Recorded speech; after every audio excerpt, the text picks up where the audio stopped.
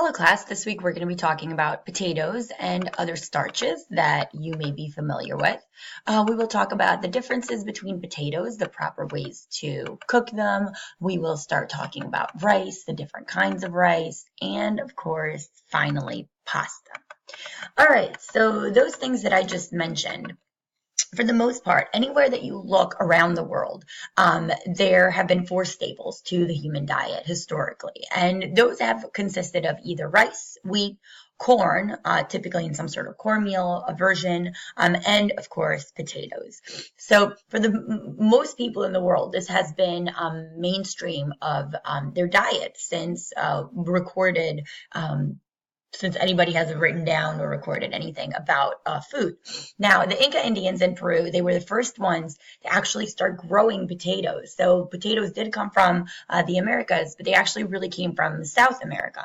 Now, corn is definitely native to North America. This is something that we know the Native Americans harvested. So we know also that corn and potatoes actually did not come to Europe until they came from the Americas.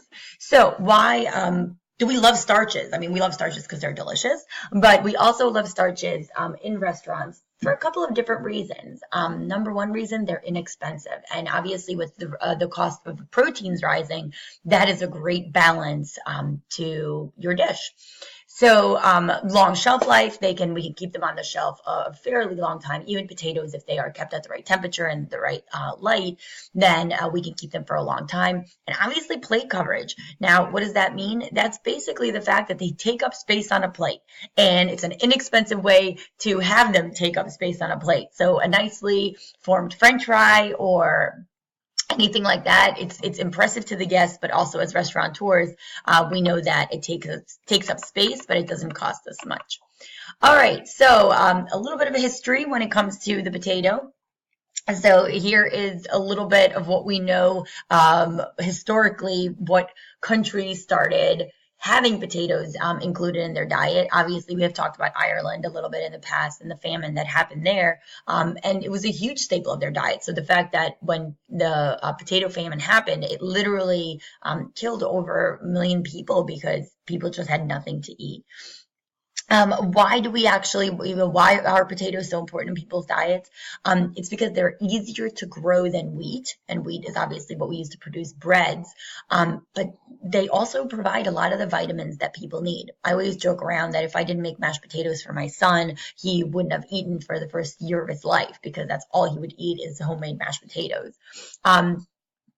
And when we harvest potatoes, you actually need 1 acre of land what can feed up to 10 people a year. So when you think about poor countries and places like Ireland where this was really important to them, that's not a lot of land for a lot of food. So that's why potatoes historically have been so key in people's diets. Now in America, we love potatoes. Now they're not always in the same form of just the actual boiled potato. They appear in various forms and many times throughout meals that we serve a day. Obviously as hash browns in the morning, and then I mean French fries. We love French fries in America. 80% of all restaurants in the U.S. serve French fries. It's crazy because an average American eats 140 pounds of fresh and processed potatoes each year.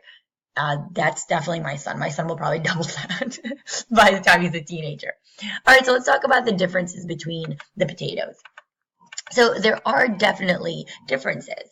And the way that we classify potatoes is by their starch content. And the starch content actually determines the use for which they are, for what we use them for. Now, the starch content of a potato, it's very important because it affects the way that potato cooks and also the consistency. So if it's very, very starchy, it actually won't get a crisp. So a lot of times when we make French fries from scratch, you cannot make French fries out of all potatoes. So that's kind of a misconception. So the different types that we have. So the first one that we're going to talk about are the waxy potatoes. So the waxy potatoes are high moisture, high sugar, and they have a low starch content. And these are perfect when you look at the waxy potatoes and the ones in the picture. These are absolutely perfect for something like a potato salad. And the reason for that is because they hold shape well when cooked. They're not going to fall apart. This is also a kind of an indicative of the fact that they would not be wonderful for mashed potatoes, because mashed potatoes, you want them to fall apart. You want to make sure that they fall apart. Now, they literally have almost like a waxy texture to them. So if you do try to make mashed potatoes out of like the red skin potatoes, they are going to have this like kind of strange texture, like a stringy texture to it, waxy texture. So these are not the best potatoes, but for something like a potato salad, absolutely.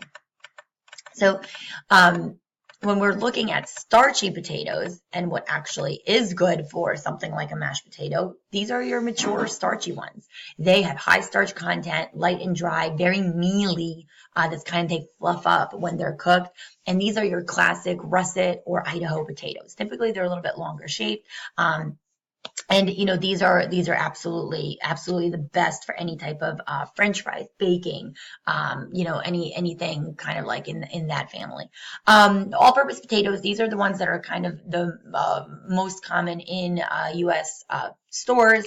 They're a little bit irregular shaped.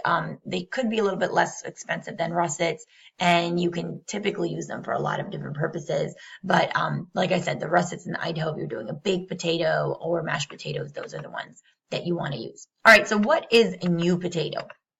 So a new potato are ones that you would not find right now. Let's be honest. Right now, we are looking at very mature potatoes. We are looking at ones that have been harvested very recently, but have been in the ground for a long time. A new potato you typically would find in the spring. These are very, very small potatoes, and they're ones that we harvest them before they're mature, sometimes even while the leaves and stems are still green. The potatoes that came out of the ground right now, which the harvest is usually in September, by then the green top of the potato has wilted and dried away. So the new potatoes, they're typically smaller, they have a lower starch content, they have very, very thin skin. So a lot of times these ones, you don't even have to peel. You just wash them off, you boil them, throw some kosher salt on them, maybe some herbs, a little bit of olive oil, and you're good to go. So the potato plant, you heard me talking about the plant and what it actually looks like. So this is what a potato plant looks like. The potatoes themselves are actually grown underground. They are the roots of the plant, and the plant is actually very luscious. And it has leaves, and it has florets. So it is a very vibrant looking plant. How do you check potatoes for quality? So one of the best things to do is obviously for the outside of the potatoes. So what you want to look at is to make sure that the skin of the potato is smooth, it's not soft, it's not shriveled up, it doesn't look dry. And you also want to make sure that we have what's called shallow eyes. So when we're looking at the eyes, they're kind of these indentations that you see on a potato, and you want to make sure that they are not very deep. The other thing you're looking for is you're not looking for sprouts. Sprouting potatoes are very high in sugar, and that will definitely impact the flavor of your food when you're cooking them. So you want to make sure, and that's when we look at sprouts, these are your eye buds that are actually germinating, and you want to make sure that there's no sprouts coming out of the actual potato. The other thing that we want to look at, we want to make sure that the potato does not have a greenish tint to it. Now, a lot of these new potatoes sometimes do, and what's really, really important is we want to make sure that there's no green color on the potatoes. And the reason for that is because they contain a substance called solanine, and solanine has a bitter taste. It can be poisonous in very large quantities, but it's, for the most part, you would have to eat a lot of it. Most of the time, we want to always remove or cut off any parts as you're peeling the potato that look a little bit greenish. Make sure you remove those, not necessarily because you're going to poison somebody. More importantly, it does bring a bitterness, and once again, that will impact the flavor of your food. How should potatoes be stored? So it is very important. Some people think that they need to be refrigerated, and they actually do not. What's really important for potatoes is actually the darkness, and they need to be kept in a cool, dry, dark place. A little bit cooler than room temperature. Most of the time in the olden days, they were kept in cellars, basements, whatever that may be. So that's typically where they should be stored. Whenever you do refrigerate a potato, they actually convert potato starch to sugar. So this is not something that you want, and those potatoes actually need to be thrown away. They will be inedible. If a potato ever goes through a frost, that is another. The potato is not usable. It will, because it will turn to starch, and the flavor will be really, really bad. This is, once again, when we talked about the solanine, the little picture over there, that's kind of shows you the picture of what it would look like if it was greenish. New potatoes, and these are the ones that typically we find in the spring. Remember, they don't keep very well. We want to make sure that as soon as you buy these new potatoes, you use them. They're absolutely fabulous, but they are very, very perishable. So as far as cooking potatoes, a lot of people do this incorrectly. And part of the reason is that they don't cook them in the right amount of water. So whenever you're boiling potatoes, you want to start them in cold water rather than hot. And the reason for this is that it allows for more even cooking and heat penetration from the outside. So this is very different than, let's say, pasta, because pasta we drop into already boiling water. With potatoes, we don't want to do that. Potatoes are never cooled in cold water. Unlike most vegetables, they actually do not do well with a blanch and chill method. So this is not something that you want to do, because this would actually make them very, very soggy. All right, so moving right along to legumes, however you want to say this, that's okay with me. So a legume, if that's how I say it, a legume is typically a plant that bears seed pods that split along two opposite sides when ripe. So whenever we're looking at this, we're typically looking at seeds from these pods, especially when they're mature and when they dried. We a lot of times refer to them as beans, more so than legumes. Now, they're very, very popular. They have been in the past because, unbeknownst to the people that were eating them, they knew that they made them feel good and they provide nutrition. Now we know very much so that they are high in protein, and then very important in a lot of diets, but especially in vegetarian diets, because the protein is substituting the other protein from meat products that they are not consuming. They're also very rich in B vitamins and several minerals, which are incredibly nutritious. But one thing that we do have to remember is that they are legumes, especially soybeans, that are very, very rich in fat. So there is such a thing as too much of a good thing. So people do still have to be careful about what they actually eat. Now, in the next few slides, you have different types and varieties of legumes. Now, this is just to give you an idea about how varied they are. You do not have to know these for any of the exams or the quizzes. So this just gives you an idea about if you want to put variety into your menu as a restaurateur, as a hotelier. These are definitely items that if you put these on the menu, people will be impressed with just, the healthiness and also the variety that you might be putting on. What, in your opinion, is a major disadvantage of using dried legumes versus fresh legumes? And obviously the biggest one is the length in cooking. So typically when we have dried beans, we actually need to soak them in water in order for them to be able to cook and to make them edible.